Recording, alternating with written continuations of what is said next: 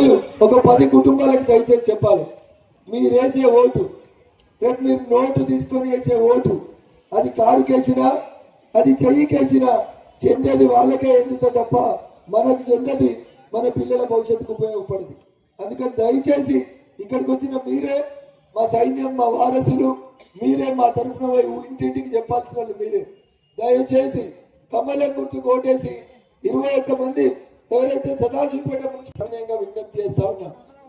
మా అక్క రాజేశ్వరక్క చెప్తా ఉంది, ఇట్లా చెప్తే తెల్లారిదాకా చెప్పొచ్చు కాంగ్రెస్ టీఆర్ఎస్ చేసిన మోసాలు. రాస్తే రామాయణం అంత ఉంటుంది, వాళ్ళు చేసిన లంగ పని, చెప్తే భాగవతం అంత ఉంటుంది. డబుల్ బెడ్రూమ్లు వచ్చినాయి సదాశివపేట, ఎవరికైనా గరీబ్ వాళ్ళకి వచ్చినాయా? అవి వచ్చినట్టు డబుల్ బెడ్రూమ్ లేని వాళ్ళకి ఇచ్చిర్రా? ఎవరికి ఇచ్చిర్రు? జర్రన్ని కారోళ్ళకు, జర్రన్ని షేయోళ్ళకి, అంతేనా? దొంగలు కలిసి ఊర్లు వంచుకున్నారు అని చెప్తారు. సదాశివపేటలో దొంగలు వంచుకొని డబుల్ బెడ్రూమ్లు అమ్ముకున్నారు, అంతకు తప్ప ఇంకొకటి ఏం లేదు. అవ వచ్చినాయా మీకు? ఒకసారి పోయి డబుల్ బెడ్రూమ్లో చూడాలి, మా మీడియా మిత్రులు కూడా చూడాలి. వాళ్ళు ఎవరు, వాళ్ళకి ఇల్లు ఉన్నదా లేదా, వాళ్ళ అన్న పేరు మీద ఉందా, తండ్రి పేరు మీద ఉందా, ఒక్కసారి దయచేసి ఎంక్వైరీ చేయాల్సిందిగా నేను మా మీడియా మిత్రులకు కూడా సవినయంగా అప్పీల్ చేస్తా ఉన్నా.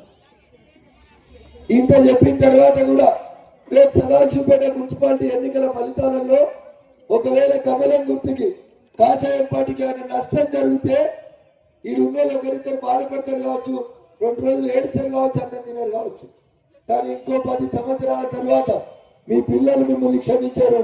సదాశివపేట పట్టణంలో హిందువులకు జరుగుతున్నటువంటి అన్యాయాల పట్ల మీ ఓటు సమాధానం కాకపోతే భవిష్యత్తులో సదాశివపేట ఓల్డ్ సిటీ లెక్క మారేటువంటి దుస్థితి వస్తుంది. కాబట్టి దయచేసి ఇప్పటికైనా జాగరూకతంగా ఒక దీపం ఇంకో దీపాన్ని వెలిగించినట్టు ఇక్కడికి వచ్చినటువంటి మా అన్నదమ్ములు, అక్క చెల్లెళ్ళు ఒక్కొక్కరు ఇంకొకరికి మీ టెలిఫోన్లో మీరేం బయటికి రాకూరి, కండువా వేసుకోకూరి, ఎవరితో కొట్లాడకూరి, మీ ఇంట్లో మీరే కూర్చొని గంట సేపు సెల్ ఫోన్ పెట్టుకొని మీ బస్తీలో మనోళ్ళు ఎవరో వాళ్ళందరికీ ఫోన్ చేసి ఎవరో కోట ఏమని చెప్పాలి, గుర్తుకోట ఏమని చెప్పు, బయటికి రాకూరి, ఎండకు తిరగకూరి, దుమ్ము మొక్క మీద వడనిచ్చుకోకూరి.